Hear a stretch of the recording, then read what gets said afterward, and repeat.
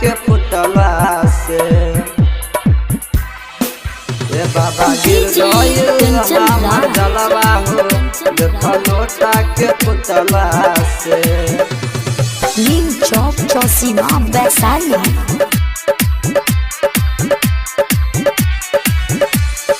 लोटा के फुटला से ए बाबा गिर गइल हमर जलवा हो देख लोटा के फुटला से। ए बाबा गिर गइल हमर जलवा हो देख लोटा के फुटला से। ओ भीड़ भारी बा पहला सोमवारी बा ओ भीड़ भारी बा पहला सोमवारी बा देख बमलो के जुटला से। ए बाबा गिर गइल हमर जलवा हो देख लोटा के फुटला से। ए बाबा गिर गइल हमर जलवा हो देख लोटा के फुटला से। MR रिकॉर्डिंग स्टूडियो अग्रोपट्टी चौक। ए बाबा गिर गइल हमर जलवा हो देख लोटा के फुटला नीम से। चौक चौसीमा वैशाली।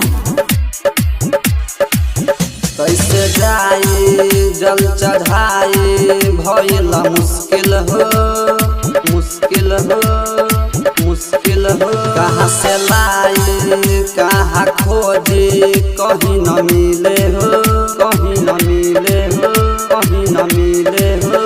कैसे जाई जल चढ़ाई भइल मुश्किल हो मुश्किल हो। कहाँ से लाई कहाँ खोजे कहीं न मिले हो। हम नहीं लागत चिलम के धुकला से ए बाबा गिर गइल हमर जलवा हो देख लोटा के फुटला से। ए बाबा गिर गइल हमर जलवा हो देख लोटा के फुटला से। MR रिकॉर्डिंग स्टूडियो अग्रोपट्टी चौक। ए बाबा गिर गइल हमर जलवा हो देख लोटा के फुटला नीम चौक से। चौसीमा वैशाली। संतोष काका रहे पाछा के करा कही हो कही हो कही हो। राइटर सोनू संग कमलेश दुख न सही हो सही हो सही हो। अजय मामा रहे पाछा के करा कही हो कही हो। विक्रम बिहारी संग कमलेश दुख न सही हो। हम बिछड़ल बा पप्पू देखो हाथ के छुटला से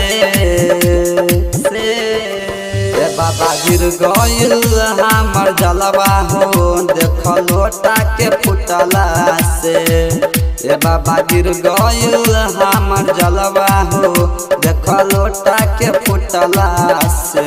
ए बाबा mix by MR recording studio Agropatti Chowk.